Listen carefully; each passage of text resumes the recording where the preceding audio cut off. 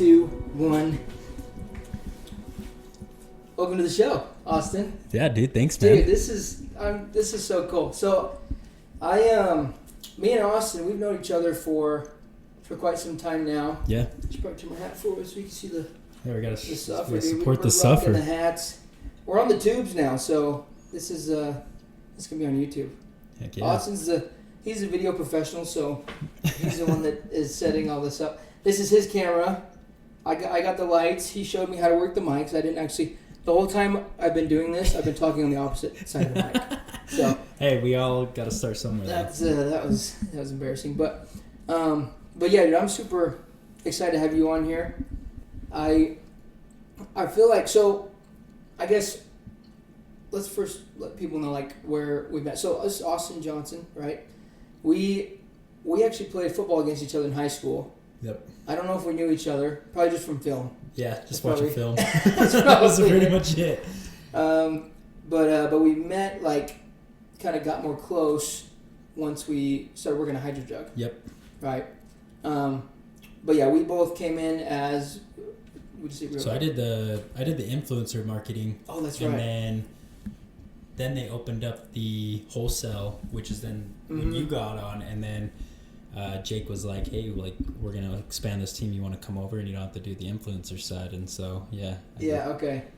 Made the transition. So yeah. Okay, that's all right. I forgot you started out doing that. So yeah, dude. Like we kind of just like, it's kind of funny when you meet people and you just realize you realize the connection you have, that you're kind of like-minded. I think. Yep. You know, and you just kind of.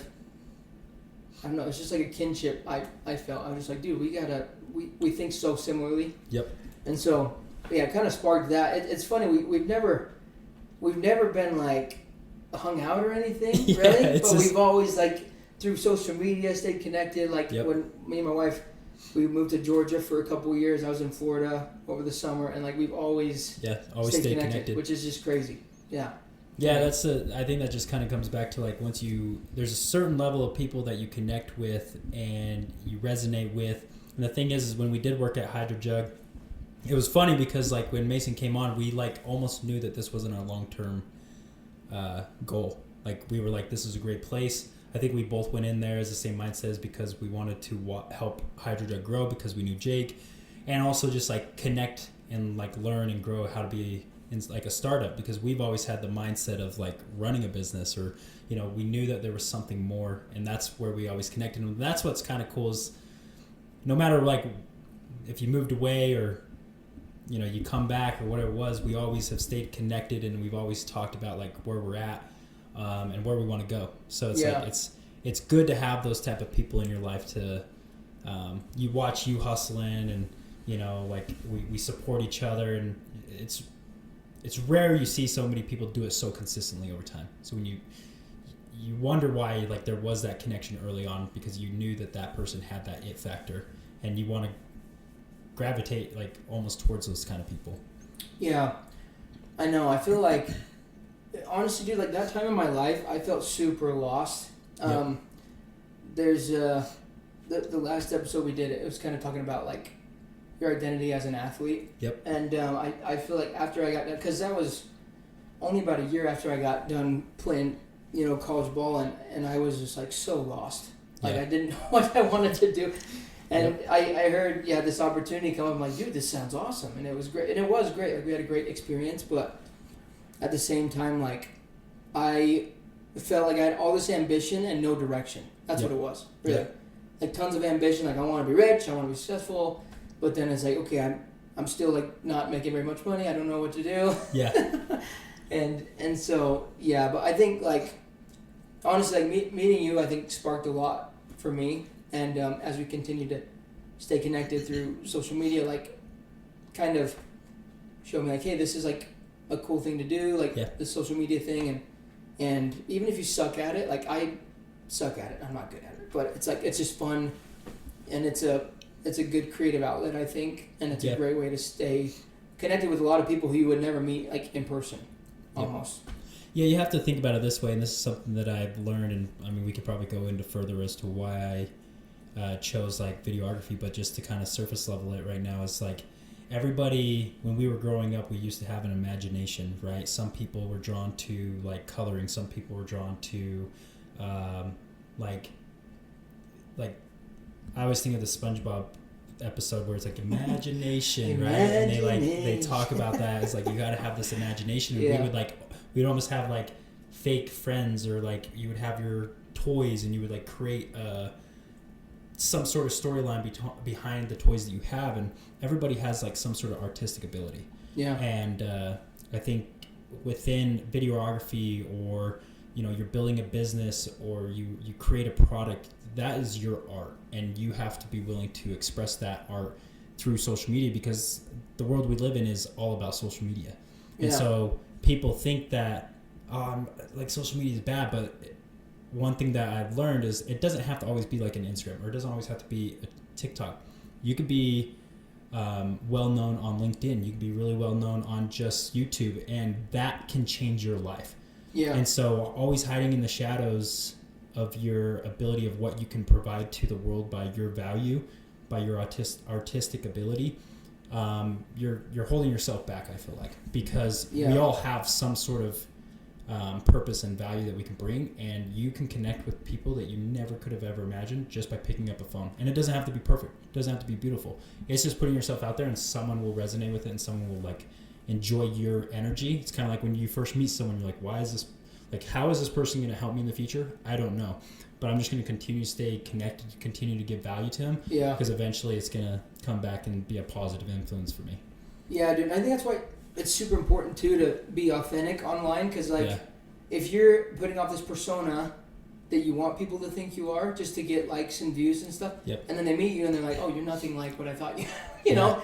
So that's also super important, because we in church, I think it was like a couple of weeks ago, but they were kind of talking about the dangers of social media. Yep. Which I totally understand that. Like I get that it's, especially for like youth, probably more so, but I think that there's way too much good things about it that people ignore the good things, and they only focus on like the scrolling or the, like the mindless scrolling stuff. Because I don't.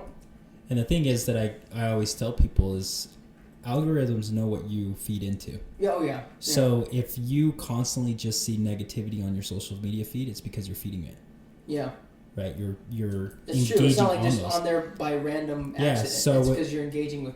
A lot of times when I get on my social media page, especially like Instagram, that's where like my main platform is, it's all like creators. Everything I see is creators. I don't really see much of anything else, or like spokesmen, or like people like now it's like very faithful. So I have like certain like priests that are preaching, something about God or something like that, and that's what my social media feed is. So I don't necessarily see negativity. If I do, I swipe by it really fast so I don't engage with it, because it can fall into the trap. So it's, if you're struggling with social media, it's because you're not looking at the right things and you're thinking as a negative. I wish I had like a mic drop like or something. That's so true, because it's like I hear so many people like, I'll hear it all the time, probably mostly from older generations, like, did you see all this horrible things is going on? I'm like, no, I didn't see that, because I'm not like looking for it. Yeah, like, I'm not. Because you're constantly looking at the newspaper. Maybe it's bad for me, but like I don't watch the news. Like I don't know what's like, this hurricane just happened. I was just in Florida. There's a hurricane going on. Like I just heard about it. Yeah. Right. Like I don't see stuff. Yeah, I don't see things unless it's like, at least it like gets to the point where it's so popular that it's just being shown no matter what. Yeah. And I'm like Trump getting assassinated or something. Yeah. Yeah. like exactly. So there's like things that will automatically pop up, but it's not like I'm soul searching for it. Like people will be soul searching, and then their whole social media, their whole Google, their whole ads, like everything is going to be fed with that negativity. And then you're like, man, I'm trying to be positive, but as soon as I log on, I see negativity. Me, I feed my social media nothing but positivity and people that I want to support and surround myself with. So when I do log on, I'm like, I'm not just like mindlessly scrolling. I'm being inspired, or I'm getting new ideas for like what I could do. Content. Like this guy has this point of view. Why did he do that? And I'm like, it's almost like going back to sports, right? I'm studying my competition. Not saying everyone's my competition. Yeah. But at the same time, people are my competition. I want to be the best creator. So how do I do that? Exactly. And I'm also going to help support people, because it's also very beneficial. You get what you get what you give is what you get back too. Yeah. No, it's so true, dude. So yeah, tell me about, like, we kind of discussed this before the podcast, but how did you get started in, like, your field of work, and what exactly do you do, just so you can, like, define it for people? Yeah, so I would just say that I run, like, my own, like, media business, because I work with multiple businesses on video photography, and also I do run some marketing strategies for people. So there's some companies that I, like, run a marketing team for them. So, like, I'm kind of a full circle creator. That's awesome. And I just work with multiple influencers. Just also in the bodybuilding space, I work with athletes, getting, their hard work that they show. But that wasn't actually the goal that I had when I started it. What was the goal? My goal was, so I went through a divorce, and I was kind of in a bad place, and I didn't really know what I was going to do with my life at that point. I also got fired from my job. I got divorced, got fired, and I was like, man, I was searching for a job. I had this camera that I bought like a year before I even picked it up. And I did 75 hard, and I did 75 hard before, and this time I was like, man, I'm just going to clear slate. I'm going to delete all my social medias. I'm going to create an Instagram, and I'm just going to document my story. I'm not going to follow anybody that I know. I'm just going to post. And if someone sees this and they feel inspired, I hope they understand that they're not alone. And that's what I did, is I just started doing 75 hard to get myself out of it. And I found ways to get me out of it by listening to motivational speeches. I'd listen to certain things. I'm like, oh man, this like got me pumped up. So I'm going to create a video. And it was bad. Like, dude, I see my memories of some of my videos. They were horrible. Like, they were just like not good at all. They look at mine. But like, no, like they were so bad. And I just posted every day. And I told myself that I was going to post every single day just for 75 hard. Mm-hmm. I went through 75 hard, didn't miss a single day of posting a reel. And then towards the end of 75 hard, I started going to, I drive an hour and a half every single day down to a gym to Salt Lake. This is before I moved down there, and I would just drive every day at 5 o'clock, hit the rush hour, and just gym. And I would stay there till like 1 a.m. filming, lifting, and I'd drive back, and I'd just like do this every single day. And I used to, it was like my therapy. I would drive, I'd get out of my head, and I'd just go gym, and I'd kind of isolate myself. Didn't really talk to anybody, but I was thankful that the gym owner at the time, he was like, man, you always have your camera, you're always here. He's like, do you do this for a living? And I was like, no, I don't. I just love filming myself, and this is kind of what I do. And he was like, well, if you want, like, you can film some of like my equipment. He's like, I just need somebody that films equipment. So I was like, I don't really know what to do. So I was like filming just like machines, And I was going around, and then people were like, what's he doing? And like, like a lot of people asked me like what I'm doing, and I really didn't know what I was doing. I just kept creating, and then I was like, some people were like, I think they were just being nice, because when I look back, it was not good. But they were like, man, your stuff's good. Like, you should keep doing this. Would you do this for me? And I was just like, sure, I don't really know what I'm doing. I'd watch like YouTube and like, how do you film somebody? Like, I started panicking. I was like, I don't even know how to do this. And yeah, I just never missed a day. I kept filming myself. I'd start filming other people for free. And I did that for almost a year, just worked for free. Like, really? Just did so many free work, and I just started like learning. I was researching on YouTube. I'd follow people, and then I'd like go follow people on social media and being like, okay, what did they do with this transition?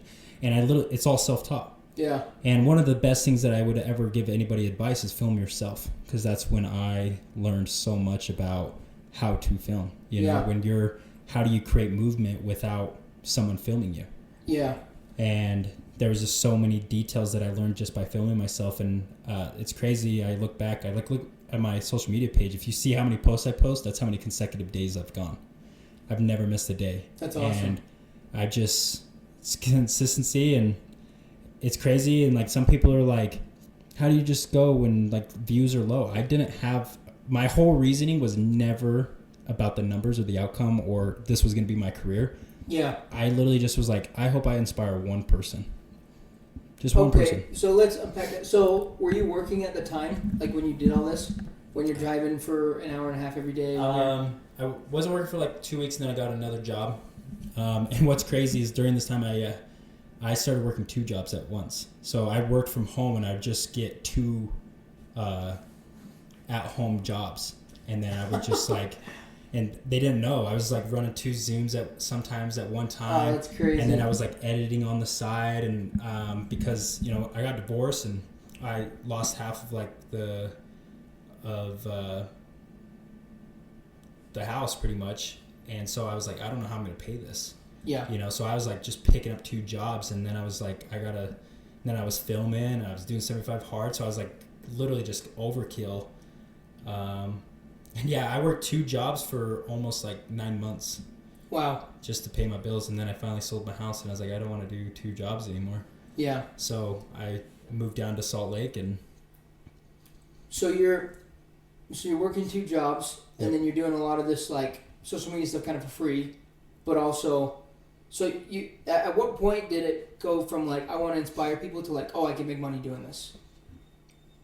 it honestly didn't really resonate until probably like, because I went full time for this back in December. But it's funny, so probably in the summertime, I started working with a little bit of people. I would just do like $50 a shoot, and I was like, okay, people are starting to pay. And also, I partnered up with this clothing brand, and they were paying me like $200 a month. But I would do all their shoots, and I was like, okay, this is like, it's giving me a lot of practice, giving me a lot of connections. And then the more that I just started connecting, and like the more that I was going, like some people were really, I was very grateful for a lot of mentors, just like, hey, you should price this up a little higher. Because I didn't believe in my product. I still think I'm not where I want to be. So like understanding that people are like, no, dude, you have the equipment, you got the skill set. Like, I still feel like I'm living in a dream right now, because I never thought this was like possible. Yeah. And it's like happening. I'm like, okay, I can price it to where I see value. But yeah, it kind of flipped a switch when it was kind of funny. I didn't know what I was going to do, and this was before I moved to Salt Lake, and I was like, man, there's just got to be something more that I can do. I was working 2 jobs, and I saw Visser at EOS, and I was still early into my praying and like believing in God journey, and I prayed that day. And I was like sitting in the car, like drinking my pre-workout. I was like, I need some sort of sign. And what's crazy, Visser did the same exact thing. No way. We were at the gym at the same time, and I like walked up to him, and he looked like he was just kind of like going through some stuff. And I was like, you good, man? Like, I haven't seen you in like 3-4 months, He's like, yeah. He's like, I'm just kind of like, I don't really know what to do about like my streaming business. And I was like, dude, I don't even know what I'm going to do with my life. And I finally pitched to him. I was like, dude, I'd love to do you want to start a YouTube channel, and I'll be your video guy, and I'll just kind of learn on the go. And he just started paying me. That's so cool. He's the first person to like believe in that I was worth to be paid and like valued and create content for him on his YouTube channel. And ever since then, it just like, it kind of just like went from there. I just started meeting people. People started seeing my stuff. That's so cool, I was doing. Yeah, that's another one of those guys. I met him in person maybe 3 times. Yeah. But like I talk to him all the time. Yeah. Yeah. It's just like it's another one of those things, like you just have this kinship towards people that. Yeah. And he's like one of the most supportive dudes I've ever met. Oh yeah. Like like if you want to go do something, like if I told him like, hey, I want to go make $1 million, dude, I believe in you, go do it. Yep. Like such a good guy. Yep. But yeah, dude. So what? I guess I'm just trying to relate it to, my life a little bit. So I obviously, like I knock doors for a living in the summer, and I feel like there are so many times like by the end of the summer, I hit my goal, which was super cool. Yeah. But like, there were so many times, like even up till like the last day, that I was just like so doubtful of like, am I gonna get this? Like, can my family survive this next year? Like, are we gonna be okay? Yeah. And it's like, do you feel like you had those feelings along the way, or was it kind of all hunky dory for you? No, I think I still have them to this day. and I think what you realize is you're always going to have them. Like it's just Yeah. there's never a part of your journey that you're never going to feel like it's enough. Yeah. And I think that also kind of comes back to like how I was raised. Like I did struggle with like never feeling like I was enough, but I'm also grateful for those feelings because it allowed me to be good at what I was doing in those moments. Yeah. From childhood, it was sports. I was really good at sports, and I was grateful for that. But like, I also still felt like I had to prove myself. Yeah. I was always searching that thing. And like you talked about how, life after sports, you get lost. And Yeah. I made bad decisions right out of high school. I didn't take high school seriously, and I just made some bad decisions, and I stopped playing sports. And I started making a lot of excuses. I'd try to go back to school, and I would fail. And the only reason I was going to school is because I wanted approval from my family. Mm-hmm. But it wasn't what I wanted to do. And then I was, my family wanted me to do, like, go work for the government and, like, live this life. And then you would get good benefits, and then you can retire when you're 65. And my whole life was never that. Mm-hmm. I never wanted to do that. I hated school. Like, I never felt like I was involved there. Yeah. But because I did that, I would job hop. I went probably from age 18 until I went full time in creating. I probably had like 40 jobs. Like I just was never satisfied with like where I was at in my life. Yeah. And I was always bored at those places. I never had a passion behind any place I was at. Yeah, I know, dude. This is like a fascinating concept to me that I feel like nobody really talks about a whole lot. Like, there's so many people that say, okay, go chase your passion, and if you find your passion, you'll never work a day in your life. And I'm like, okay, but there's like a fine line, because I feel like in order to become, there's things that I'm passionate about that, like, I'm trying to get a good example here. Like, for example, knocking doors, right? It's not the most fun thing in the world, but the vehicle of it is what I'm passionate about. I'm passionate about mentoring. Yep. I'm passionate about proving people wrong, like inspiring people to know, like, hey, you can go make tons of money and still be fit and still be a good dad and still be a good husband. Yeah. And it's like, but like nobody ever, I guess the whole passion thing is, so I talked about this in a little bit earlier in another podcast, but there's a book one of my mentors gave me. It talks about the kind of the power of words, and the word passion, when you break it down, it's sacred suffering. Yeah. Right? And that just gives me chills. Yeah. But like that kind of stuff, it's like, okay, like to me it's more like what do you love so much, or what are you willing to do, like suffer for enough to where you almost like you don't see results for a really, really long time. You know what I mean? Yeah. It's almost like Iron Cowboy talks about this invisible progress. Invisible progress. Yeah, dude. It's like, and I think that's in any, no matter what you're doing, whether you're in sales, marketing, video, like doesn't matter. I think everybody, if you have some sort of big goal, like you have to go through that stage of like the invisible progress where you just see nothing. Well, and I think so when I think back about all the jobs that I took before I even picked up a camera, I was searching for money and status. Mm-hmm. And it was coming back to like, if I get this, I'll be happy. Yeah. But I look back and I was making decent money. I was in, software sales, and I was doing good. Had security, but like I wasn't happy. Mm-hmm. I was still not happy with what I was doing until I started doing something that I would work for free. And some people still think it's crazy when I still do some things just out of curiosity for people. Yeah. And some people are like, oh, you shouldn't do this for free. And it's like, no, I love it, and I want to help you. And I know that you aren't able to like maybe give me money now, but like I want to support you. Yeah. And that's the thing, is I'm not in this for money. I've been grateful that I've had the opportunity to get paid and get to do the things that I get to do. But I wake up every day and it's like I'm more shocked that I get to do it. Yeah. That I'm like, I get to go have fun today. And I think people, it's not necessarily of like trying to find like go get a hobby and let's make this into a career. If you automatically think you're going to make this into a career, you've already lost, because then you put it as like this like symbol of like, if I get this, then I'm going to be able to be great at what I do. Yeah. You know, there's a lot of people that have like reached out to me and they're like, how do I make this a full-time thing? It's like, you've already lost. The reason why you've lost is because you're thinking dollar sign, not the purpose behind creating, right? The purpose, or like, how can I actually create a good service or product? Yeah. Right. And you got to think about it this way too, is like when you are creating for yourself, I'm able to get to a level of mindset of how do I feel when I'm creating something. Yeah. And that's like another reason why I've been able to be so consistent.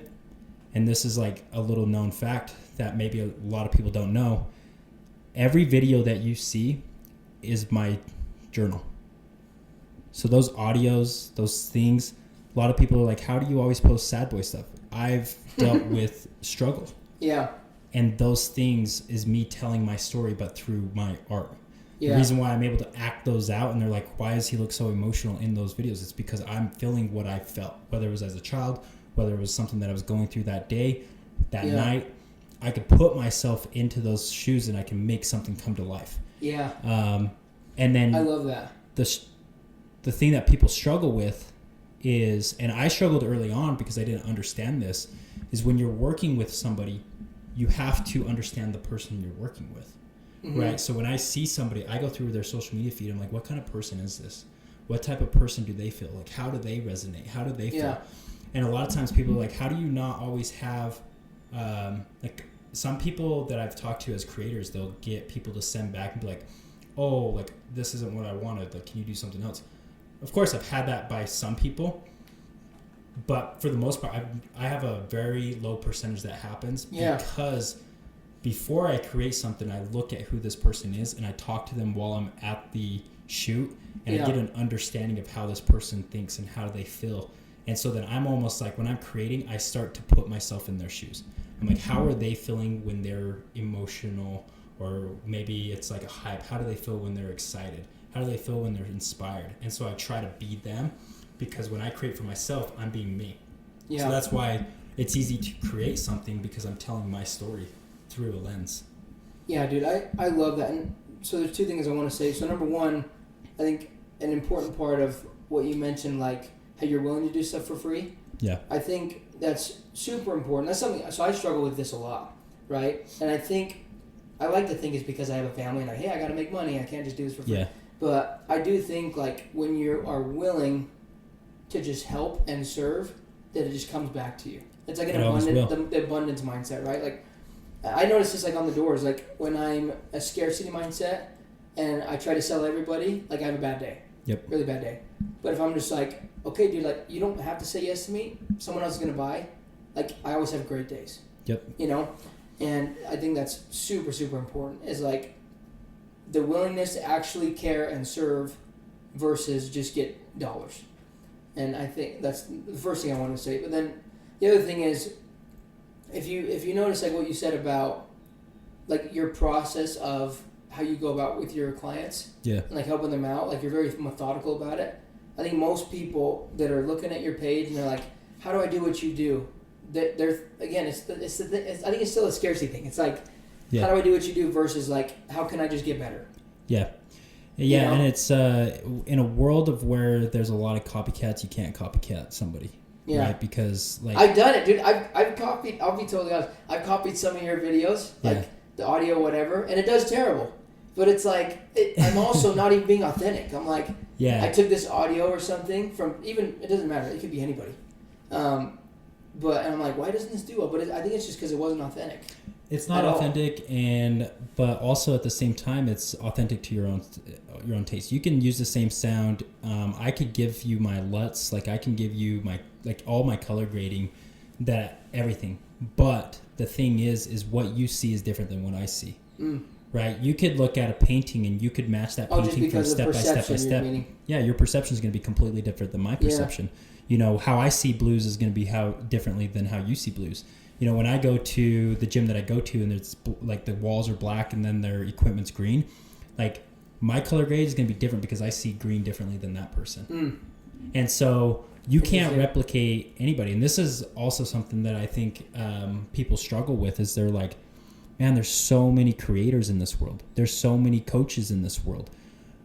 But the thing is we all stand out differently. Yeah. But if you go in there thinking that you're going to copy that person that already started is always going to beat you. And then that's when you get discouraged.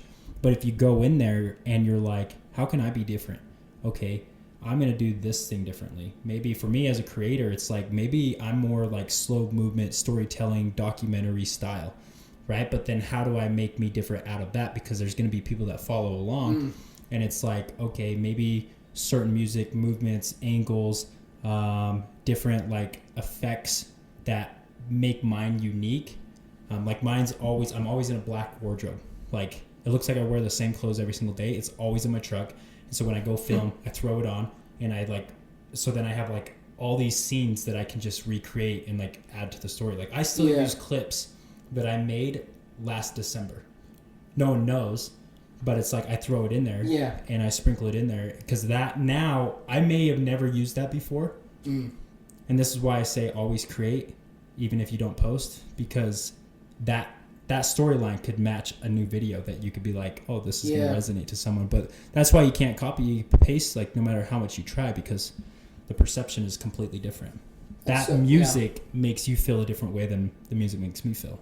Yeah, that's a good point, dude.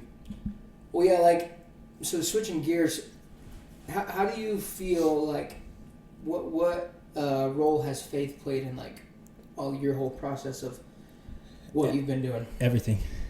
Like it's truly completely changed my life. It's given me the ultimate foundation. It's given me the ultimate peace, and it's given me the ultimate joy and also love. You know, and I think that also plays a huge role into why I can give for free and know that in time I will receive something good, whether it's financially, whether it's connecting with a person that will then get me connected to somebody else. Because how I view faith, and it's something that you kind of brought up and it just like flicked in my head, is like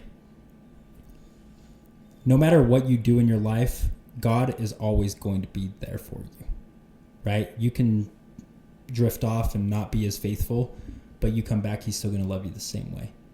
You know, and so you almost have to think of that as in your business standpoint is like, how do I love like God? How do I respect people like God? And it's like, no matter what that person does, whether he like goes behind my back or stabs me in my back, or like maybe this didn't go the way that I can, that's not the reflection of me. And I still respect that person. And in time, that person's going to come back and it can benefit me because I respected that person and I didn't lash out or I didn't make a bad move, right? Because everything happens for a reason. It's like my tattoo. It's like John 13:7, you may not know now, but soon you will. Like eventually you're going to realize that you doing something generous for somebody is going to benefit you in the long run. Yeah. No, dude, I feel like I don't know. I just feel like my relationship with God, it's just helped me to be more also kind of at peace, like with whatever I do in business. Cause like before I go in the doors every day, like I'll pray, you know, I'll just be like, help me to be genuine, help me to not screw people over, help me to, you know, because I think like when you have that connection, that relationship, like it's just going to make you not only better peace of mind, but it's like you're going to be more successful in the long run. Yeah. Like maybe not in the short term. Like you can screw people over in the short term and make some money, but it's not going to last. Like people are going to find out. It's going to come to bite you in the butt. And I just think like having that relationship, and I mean whether you believe in God or not, it's like if you believe in something higher and that you can be something better and have some sort of progress in your life, like it's so important. Yeah, it teaches you the ultimate meaning of what faith is. And for me, I was never religious. I didn't have a single family member that was religious. They were never really atheists, but it was never really a thing of like, we support God, or like there was never really a discussion. It's just like, it is what it is, right? And I look back at who I was as a person, and I look back at who my family was without the foundation of God. And there's a lot of, I call it like leaks, right? There's a lot of leaks in a family where there's things that just, whether they get brushed under the bus and then like later on it's a big explosion because everybody just like is angry, right? Mm-hmm. And I feel like having some sort of faith at a higher purpose, you're more self-aware and you just trust that like good things do come through hard times. You still face it, but like there's a reason for it like happening, right? Yeah. The suffering, there's a reason for it. Yeah. If we overreact or we try to control the situation and we get upset about it, like then we think that we're going to be the higher purpose and we can control everything. And that's what I used to do. Yeah. You know, I used to think like, oh, if I control this, then I'm going to get this. Or if I control that, I'm going to get that. And you just like open up the floodgates of like losing the foundation of like where you need to be to stay centered and just trust that it's going to work out. Because if you take control, you're going to lose control.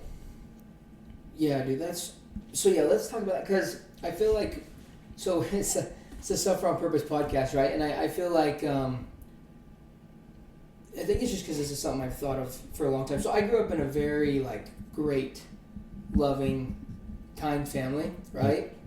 And I think a lot of people would assume that like kids that grow up in, you know, whether it be more privileged families, whatever, that they don't like suffer a lot.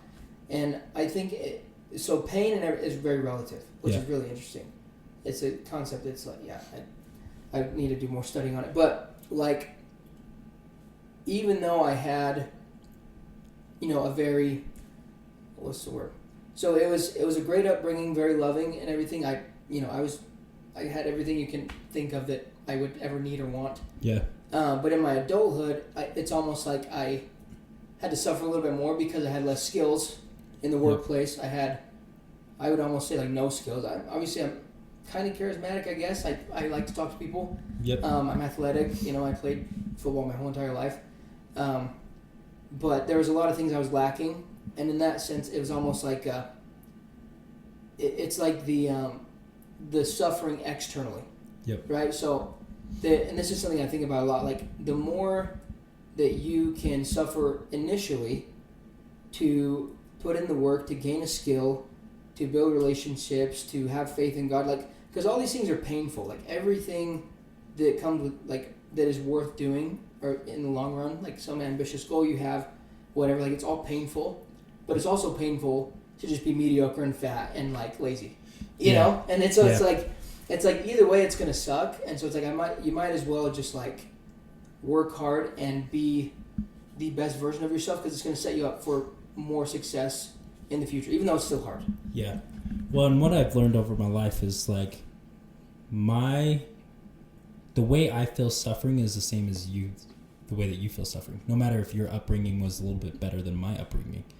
Right? Because no matter what, our feelings are mutual in certain things. This is why we read, like, no matter what upbringing we have, somebody relates to it in some way because their emotional reaction to what they feel was suffering is the same as like what I was, you know? So if like, let's say like I went through abuse, you know, that's a big trauma, but like maybe your trauma is completely different. It could be a psychological, it could be gaining a lot of weight and you have to figure out how to lose weight. It's not like some people think that they got to suppress other people's suffering because maybe I went through abuse but you didn't, so like mine's worse. And it's like, no, you still feel the same suffering as I did.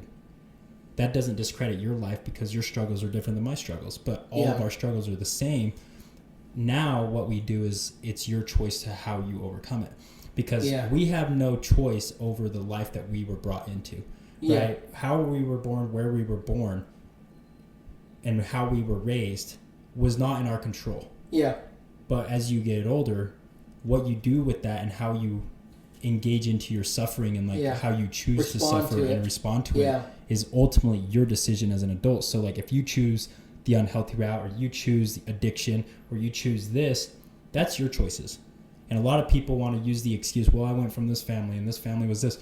Yeah, like my family struggled with addiction too. Yeah. I struggled with addiction. Mm-hmm. I was an alcoholic. I struggled with pornography. Like Yeah. I struggled with those things and it affected my relationships, and I always just thought, well, that was just my life. Yeah. That's how I was raised, and I was using that as an excuse rather than using it as a way to overcome and become a better person and try to inspire other people. And that's also what's like led me into where I'm at now, is I want to be able to help people that maybe have gone through that don't feel like there's a light at the end of the tunnel, because Yeah. there is.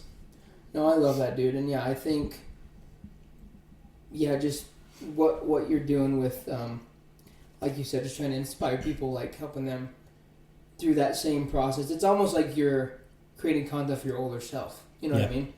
Which I really like that. But yeah, dude, like with, I guess when it comes to that whole response factor, right?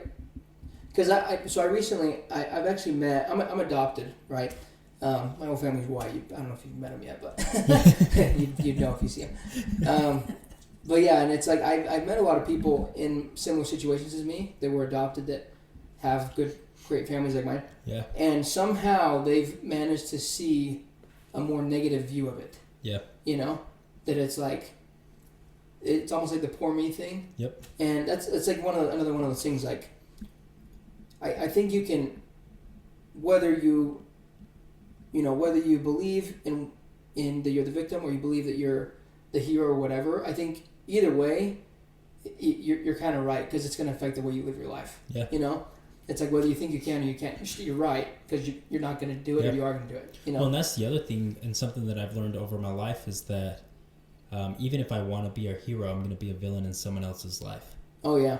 You know, for sure. I've had the hardest time. A lot of that has to do with perception, I think, too. Exactly, because if you respond in a certain way, or you once were somebody and you overcome those trials, some people still think of you as what you once were, and they don't think that you can actually change. But you can, right? But also, that's nothing against them. They just have a projective insight that you are their villain. And so you have to understand that, like, no matter where you're at or like how good you do, you're still going to do wrong by others by the way that they view you. So like, we all have a villain in us. We all have a hero in us.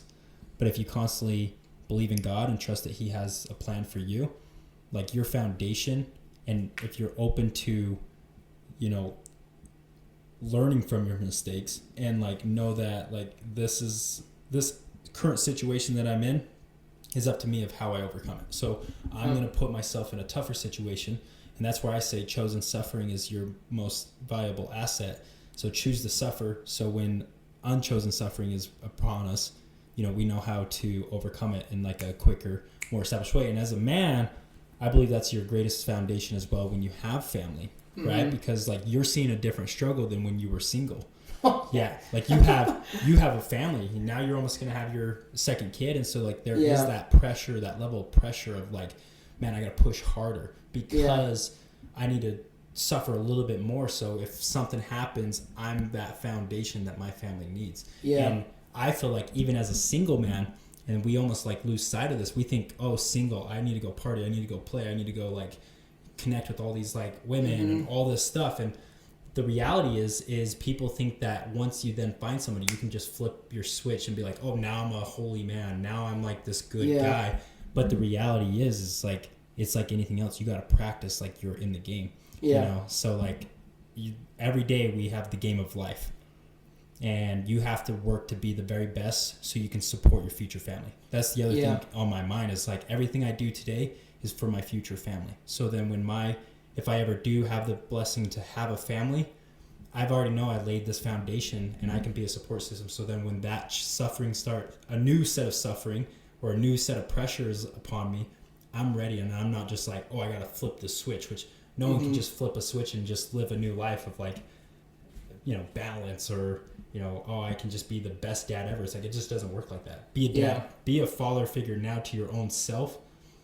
So then when the time comes, you're ready to go. Yeah, dude. I that's so true. I think like, I wish I would have established myself more when I was single, because I feel like I kind of, everything was kind of going good. You know, I was living my dream, playing college football, doing all these things, and I think it was almost like again, it's like a perception thing. Yeah. Where I thought it was all hunky dory, when really it wasn't, because I wasn't doing a lot of suffering and building skills that I needed to. And when I got married, it's like it opened up such like my wife opened my eyes so much to like my flaws, and which is wonderful, which is awesome. But that's a good thing that you have, is like you surrounded yourself with the right woman. Yeah. You know, I think some people lose sight of the fact that like if I get married young, it can hinder. I do think it can hinder a man if you're with the wrong woman. Yeah. Right. You kind of stunt that like adversity. But if you have the right woman behind you, she's going to be pushing you to be better. It might be really uncomfortable because our egos are our egos. Oh yeah. And you're like, man, why is this person challenging me? I fought hard. Yeah. Like it's how it is. I was so prideful. Yeah. You know. So prideful. But that was your suffering right there. For me, it was I needed a divorce to finally grow up. You know, and I look back and it's like, I never used the word regret. I wish I would have done things differently. But I'm grateful because it led me into being a follower of God, and also just being a better person, and change my career path, and like understand that like life isn't always sunshine and rainbows. It's always what you make it out to be. And like, you know, so we don't regret those things. Our egos do need to get tested as guys. And some people don't get to that point. That's why I think you got to fall in love with a little bit of suffering and a little bit of isolation and a little bit of an ego check to move forward. Yeah, for sure. So tell me about like how do you, I guess, continue to identify yourself as, I get like with your identity and everything, like how do you identify yourself as like an athlete? Because obviously like we play football against each other, right? Yeah. And we both we're still super into fitness, obviously, and I say obviously like we're just jacked. Obviously, you can see on the camera. Come on, you don't see these guys? That's good. But like, yeah, like how do you do that? Because that's something that I think is like a big part of my identity. Like I honestly think like if I couldn't go to the gym, I'd be pretty depressed. Oh, 100%, I think I it's just so much part of my identity. Like. And so, yeah, how do you view that in your life? Yeah, man, I do it in different areas of my life, and I think I found the magic pill because there was a period where I didn't go to the gym right after, like, sports were over. I'm like, oh, I don't have to work out ever. And I started, like, gaining weight, and I was like, man, I'm not like who I was back in high school, you know? And I drank a lot of alcohol, and I was like, man, this is horrible. And then I'd go to the gym, and I couldn't outwork a bad diet. Oh, yeah. So then I was like, I need to do a bodybuilding show. So I did a bodybuilding show, and that's kind of what I've started to do as an athlete is I just try the craziest things, and I just want to do it. Yeah. Right? Like a few weeks ago, me and Vis, we trained, then we stopped training, and then we said, oh, let's just do a marathon with no training, and we ran a full marathon. That's awesome. Without a single day of training, and ran the whole thing. And that's awesome. Yeah, I just fall in love with like challenging myself. Like I don't think I would ever like the thing is like some people are like, are you gonna do a bodybuilding show? I love surrounding myself with bodybuilders and try to compete against them in my own head. Like right now I'm on a cut and I'm like, how can I get shredded to other naturals? And then I kind of compare myself. It may not be healthy, but it's like it helps me though. You know, I constantly do things that challenge me. Yeah, dude, I love that. That the word healthy, it kind of bugs me. Yeah. Because I think sometimes, so healthy, I think in most people's mind means balance. And I hate the word balance. I hate the word balance too. Because I don't think it's real. Like Dude. I think it's a complete and utter myth. It's like this work-life balance thing. Okay. So like when it comes to healthy, right? We're talking about eating healthy. Yes. Okay. I'll just give you an example. You obviously eat very clean. I eat very clean, but there's periods in my life where I'll have ice cream every day. Yeah. Okay? Which is unhealthy, right? Yeah. But it's like, there's, like right now I'm training for a half marathon. I'm running a lot. Yeah. Right? And so I'm consuming more calories, but to someone else, that might be unhealthy to consume them in calories. Or, what's another good example? Like the work-life balance thing. Like I'm 29. You're 29, right? Yeah. Yeah. We, so like we're still relatively young. I think I'm young. But it's like right now, I just want to grind. Like I just want to work. Yep. And like in the summer, I didn't see my son for 4 months. most people would be like, okay, well, that's an unhealthy work-life balance. But it's like, but it's going to set me up for a future where I don't have to work really at all. Listen, You know what I mean? Yeah, my thing on this is like, your health allows you to now be at full attention to your kid because of what you did those last 4 months.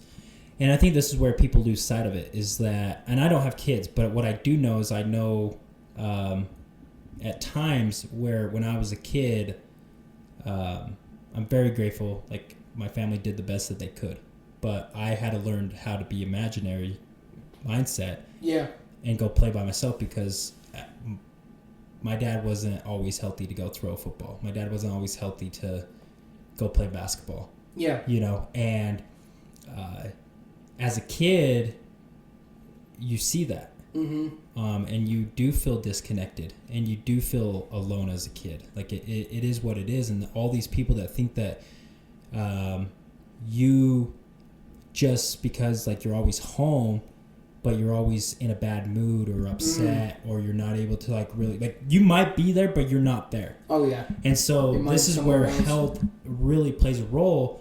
I would rather be somebody that is inspiring, that you're out there working, and then you come and you give when you are around, you're giving your kid your full attention. Oh yeah. The kid doesn't mean that you always have to be there, because if you're always there, you're not always there, because you're not taking care of your health. You're not out there doing your career. Like kids watch what you do, and they watch your energy. So if you are out there grinding, they're going to understand what you're doing. And then when you are home, you're giving them your full attention, and they're like, no matter if dad leaves, he's not left. Like he doesn't just come home and he like puts himself in alcohol and like puts himself on the TV and on his phone. And then when dad is here, I'm not with dad. And so then it's almost like I'm never with my dad. These people misconceive what, grinding is when you have family. It's like if you're still there when you're with them, the kids are going to get inspired. Yeah, because I look at the life that I had, and I was inspired, but I wasn't connected with my family. Mm-hmm. It was always, I was inspired by the work ethic that they had, but when they came home, it was all unhealthy things that they did, and it was either angry, and I had to hide in my room, or there was like levels to it, to the point where it was like I was just like pretty much the only one there. Like they were there, but they were not there. They were just on their TV, or they were just like, they just weren't there. So as a kid, you feel lost at that point. No, dude, thank you for sharing that, by the way. That's I know certain things I think for some people are hard to talk about, but I appreciate you sharing that. Yeah. That's honestly, that's probably one of my biggest fears, is like being super out of shape. Yep. My son dude. Like if my son were to tell me like, oh, come play with me, and I'm just like, oh, I'm too tired. Oh, dude, that's just. Could you imagine that kid? Too tired. Or they don't even know. My joints are messed up, or my shoulder. Which I will say this, like, overdoing it on the fitness thing. Yes, you can get injured and stuff, but it's like, the other day we were launching this rocket, me and my son. Okay, and his rocket goes over the fence. I jump over the fence, no big deal. But he was like, "Wow, Dad, that was really cool," Yeah. And he's like, "Dad, you're Spider-Man," and I'm just like, "Oh, it makes me feel so good." Yeah. But I'm like, that's cool that I can do that. You're winning in life. It sounds so cheesy and stupid, but it's like I can jump over a fence. Like that's cool. Dude, that's winning right there. There was a video that got shared. I don't know who shared it on social media, but it was like, this is why you should be healthy for your kids. And this kid with the stroller, they were like, this mom was like walking up to the door, and she like let go of the stroller to open the door, and the stroller starts going down. I think I've seen this. Down the driveway and almost into the road, and she falls. She was like heavier set, and she couldn't get up. She couldn't get up, dude. And she would run, and then she'd fall, and then she'd run, and she'd fall. And like someone had to come and save the kid. And it's like, gosh. This is why it is important to be an example to your kids, because. And people think that's an exaggeration. By the way, that video, totally not an exaggeration. No. Like, you'd be surprised how many people can't do a push-up. Yeah. Or can't like do a burpee. Yeah. Or get up from the. Just get up from the couch, bro. Do a lunge. Like it's like, honestly mind-boggling to me. People don't even cook nowadays. Oh yeah. Like I hear Like some when I people. tell people, like, yeah, dude, like, they'll ask advice. I'm sure you get this all the time about like eating and stuff, and most people are just too lazy, like make rice or cook Yeah. a hamburger. It's like Yeah. they just won't do it. They would rather wait 45 minutes on DoorDash for something. Which is so expensive, by the way. So expensive. Yeah, you I can don't get. understand You how can you can have. afford that. You can have almost 4 meals in a day for the price of one DoorDash. Oh, I could probably, yeah, easy. Yeah, dude. I don't even understand how people buy that stuff. I There really was a don't. couple weeks ago that I had Mobetta's and I just wanted to get a small plate. It was like $16, Yeah, dude. and It's, I was like, I'm at the point where like you could go to a meal prep company and get cheaper oh yeah, for per sure. meal than it is to just go to like a healthy place. Oh yeah, Mobetta's is really good though. I will It say. is really good. It's just good. Yeah, but Some high quality. it's just crazy to see the people that like. It's just so important to prioritize health because people are watching, Yeah. and even if you're single, this is what I've learned: people are watching. Like some people are like, "Why do you always like throw up a selfie that you went to the gym that day?" Because I've actually over the time of like my social media account, I get people that respond and be like, "Thanks for showing up today." Like you showing up allowed me to go to the gym. It reminded me to go to the gym. So people are like, "Why do you always post?" It's like even if some people don't respond, I know somebody's like, "Oh, I got to go to the gym. Oh, Yeah. I got to do this." And so like you have to remember is like you are inspiring somebody in your life. yeah. It could be going to work. It could be going to the gym. It could be you just showing up for your kid. It could be just jumping over the fence, right? Some parents would have been like, we'll get you a new one. And that kid would be like, oh, man, I don't look at my dad as Superman now or Yeah. Spider-Man. You know, and there's that other video. The kid is on after his dad was on a run or something, and his kid's like little following him. And he's like, why are you out here? And he's like, I just wanted to be like you, Dad. You're like Superman. And like that is just like every Oh, man's dude, dream right there. yeah. You know? And Yeah, that's dude. why you do what you do. That's why you go on Mhm. those runs. That's why you show up to the gym at 4 a.m. before you can be with your kids. And like what you Yeah. realize, you don't sleep anyways when you have kids. So you might as well get up and You don't, dude. go to the 8 gym. hours of sleep, another myth. Yeah. You don't need it. You don't need it. You don't need to sleep. I don't even have kids and I don't even get 8 hours. So it's like, you really don't. You learn about your body and what it can do. If you need a day of rest, take a day of rest. But sometimes, I saw the study, it's like, I don't even know what the percentage was, but it was like the mass majority of the world never actually knows what their body is truly capable of. Oh, yeah. No, I would totally 100% agree Like, with that. I sat there, I didn't think I was going to make it through a marathon, and I was like, I actually did. And then later that day, I was sore as crap, but I was like, I still went and walked. I went and walked Yeah. my dog for another couple miles, and I'm like, probably shouldn't have, but like, I still did, Yeah. you know? Yeah, and it's you did just, it. we are so much more capable of like doing things that we just sometimes, our mind limits us. Yeah, dude. No, that's awesome, man. Well, just to wrap it up, I guess. What do you feel like? I guess over the past 3 or 4 years, what do you feel like is the greatest lesson that you've learned?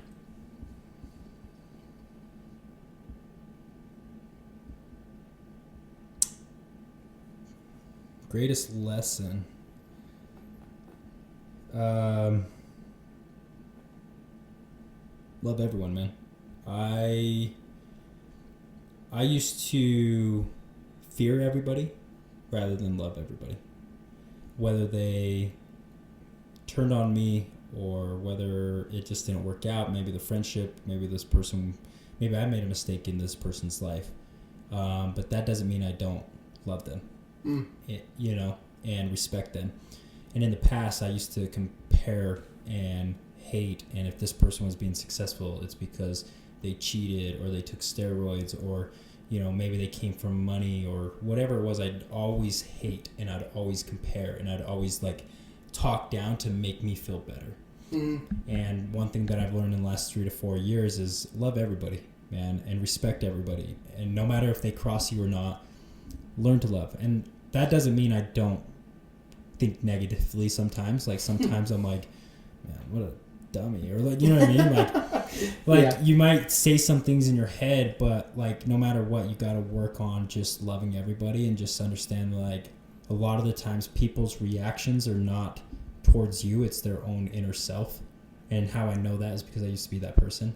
You know, Yeah. I used to react a certain way because of my own reflection that I hated. So I would portray it on somebody else to make me feel better. And so a lot of times people don't actually hate you. They just hate their own selves. And if you can give them love and respect and understanding and patience, in time you'll be able to hopefully plant a seed in their life to view the same way. And that's where maybe we can limit hate in this world. Love everybody. Love everybody. That's awesome, man. So, well, thanks for coming on, man. Where can people, I guess, mostly find you?